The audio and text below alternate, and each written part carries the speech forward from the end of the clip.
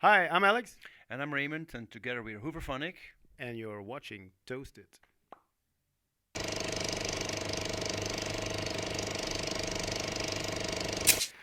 Hooverphonic, welcome to Amsterdam. It's fantastic to be in Amsterdam again, and especially in this very beautiful decorated room. A musical room for a musical group. Hey, a new album out, almost 18th of March. First, I read the news that yet another of one of your singers left, and then of course this is what you hear all day, and then you surprise us with a fantastic new album.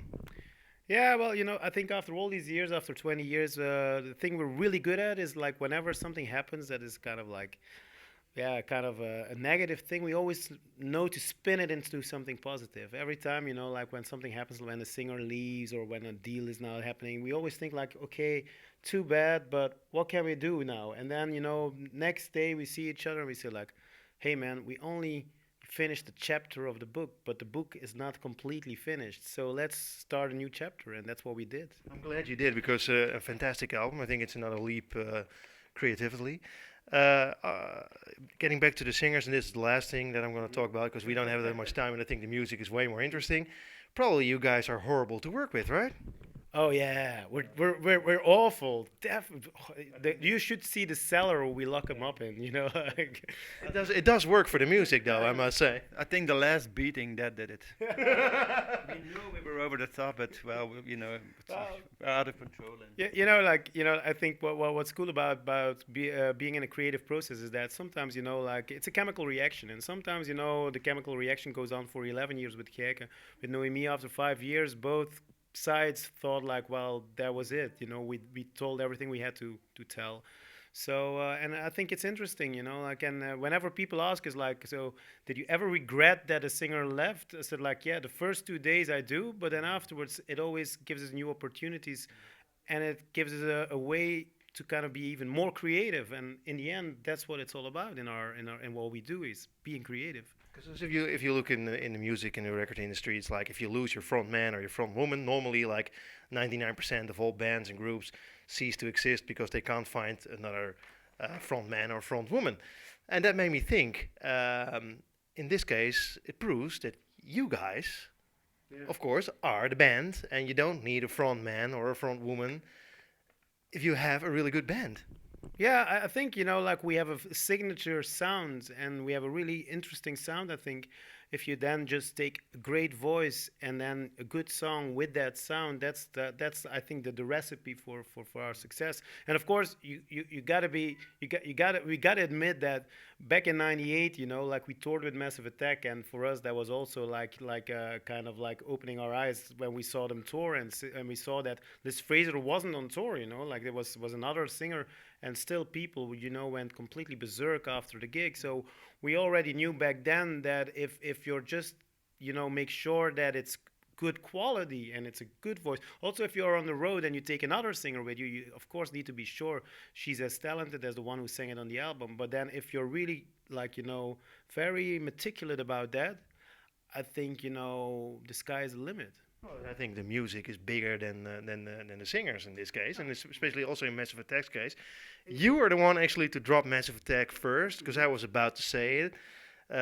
Again, losing your singers, but still moving on and creating great music made me think of Massive Attack. Then I started listening to the album, and I was like, wow, this would be great together with Massive Attack, actually.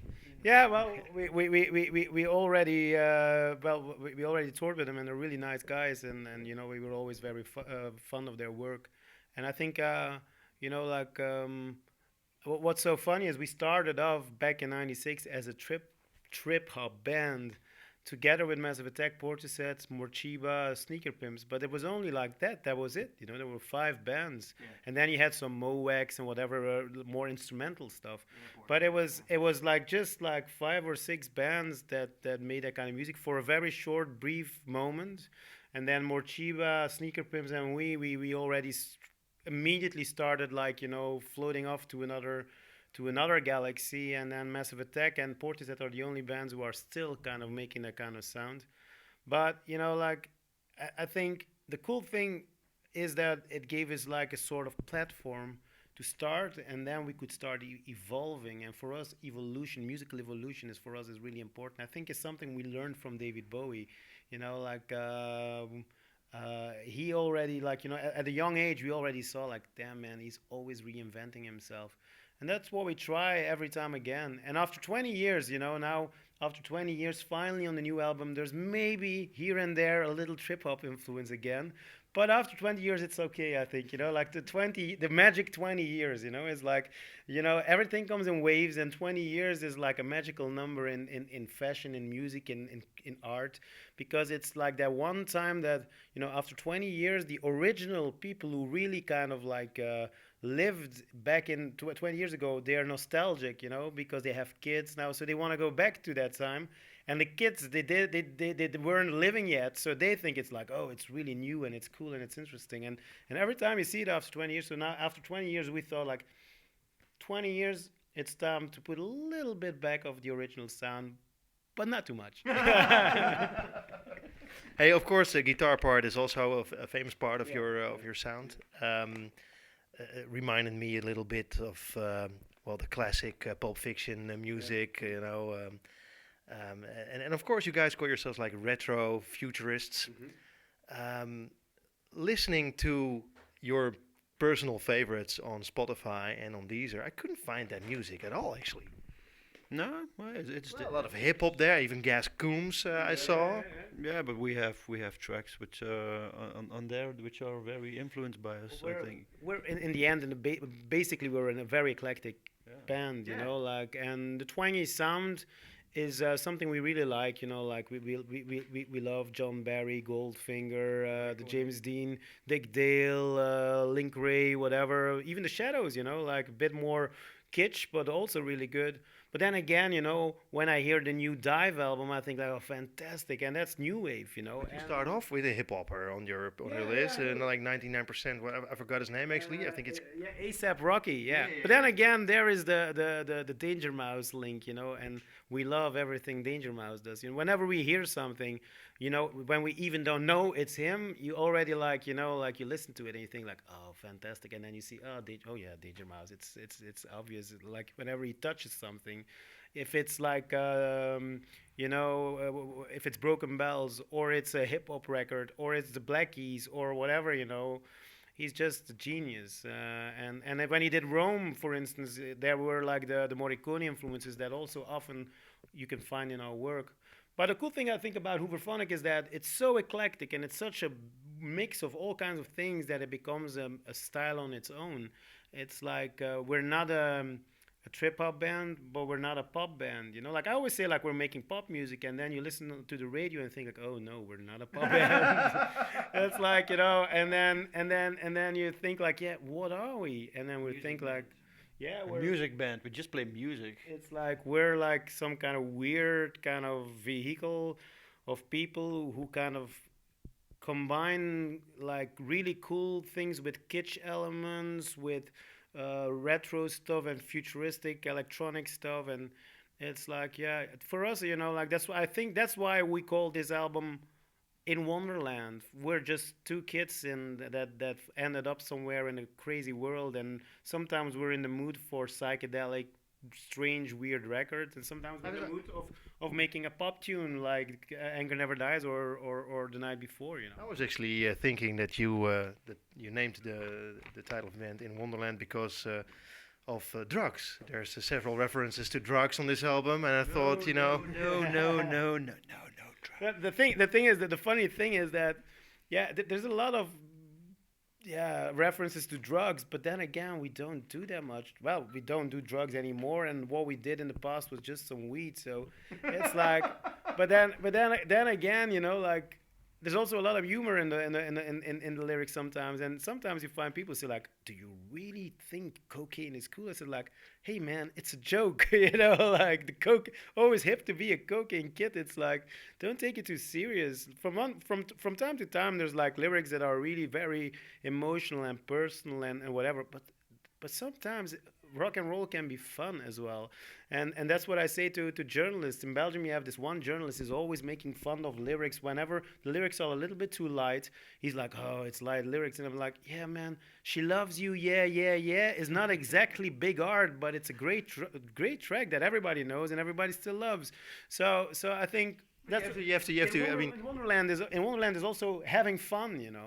After 20 years, we're still having fun. We're still here having fun. Living in Wonderland for 20 years already. Yeah. So it's like kids in a candy store, that's what we are, and I think that sort of enthusiasm that we have, that's sort of like, sometimes maybe naivety is like just cool, That's the big difference between my brother, the bank director, and me, the musician, If you see our past, in the 20 years, the singers who has left, the variety and music that we play, it's a wonderland. I mean, like in a normal land, these things don't happen. Did you actually? It only happens in Wonderland, I think. Did you actually set out to be playing music in 20 years when you started off? Could you fathom the fact that in 20 years' time you would still be making music, we still be doing press in Amsterdam, we still be doing gigs? Well, we didn't know, but I think that's a cool part. You don't know. We don't know what we're going to do. Well, we know what we're going to do tomorrow and the day after tomorrow and the next couple of weeks. But you know what I mean? I mean, like, Yeah.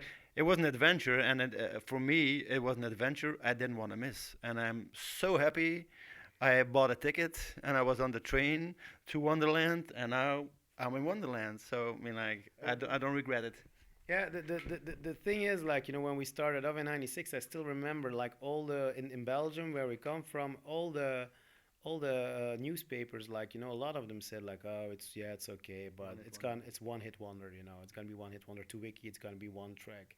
So in the beginning, we had a lot of pressure, like everybody was like, yeah, sure, it's just a lucky tune, but then we came with Eden, and then we came with Mad About You, and then we came with all the other tracks, and then after 20 years now, like, we proved them wrong. But I think that's also something like what I already said, like that kind of negativity, like saying like, yeah, you're gonna be a one-hit wonder. Then our reaction is always, oh, really? And when I'm always with a big smile, we say like, well, we'll see. And then, with a big smile, we say like, come on, let's make another record. And the thing is, like with Hooverphonic, also what makes us a bit special, I think, is we always wanted to make music for a big audience, but we wanted to make quality for a big audience. We wanted to music that could cross over between left field and right field.